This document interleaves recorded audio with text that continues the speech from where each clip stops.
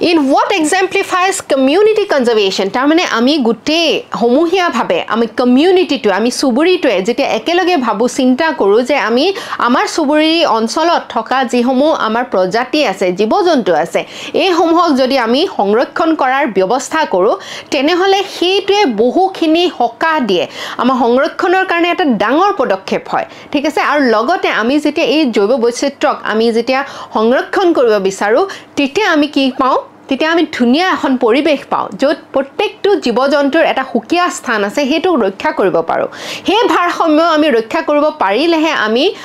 মানে ধুনিয়াকৈ প্ৰকৃতিৰ লগত মিলি আমি আগবাঢ়িব পাৰিম আমি প্ৰকৃতিক এৰি কেতিয়া আগবঢ়াৰ কথা চিন্তা কৰিব নোৱাৰো প্ৰকৃতিক নষ্ট কৰি আমি আগবঢ়াৰ কথা চিন্তা কৰিলে উচিত নহব ঠিক আছে যদি জেনেকে আমাৰ এটা হাইৱেজ বিলাক বনাওতে বা বিভিন্ন কাৰণত আমাৰ বহুত বিলাক আমাৰ বনাঞ্চল ধ্বংস হৈছে আমি বনাঞ্চল ধ্বংসৰ ক্ষেত্ৰটো আমি পঢ়িছিলো যে আমাৰ অসমত আটাইতকৈ বেছি বনাঞ্চল ধ্বংস হৈছে ই কিন্তু বনাঞ্চল ধ্বংস হোৱাৰ কাৰণে আমাৰ এনেকুৱা ধৰণৰ বিৰল প্ৰজাতিৰ যিবিলাক জীৱ-জন্তু আছে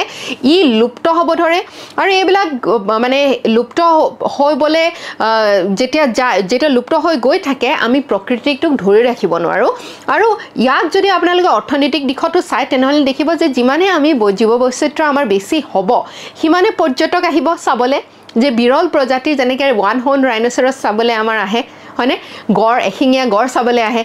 বেলেগ বেলেগ চৰাই চিৰিকটি চাবলে আহে বেলেগ বেলেগ দেশৰ পৰা সেই ধৰণে আমি প্ৰকৃতিক ধৰি ৰাখি আমি কেনে ধৰণে উন্নতি কৰিব পাৰো সেই কথা আমি চিন্তা কৰা উচিত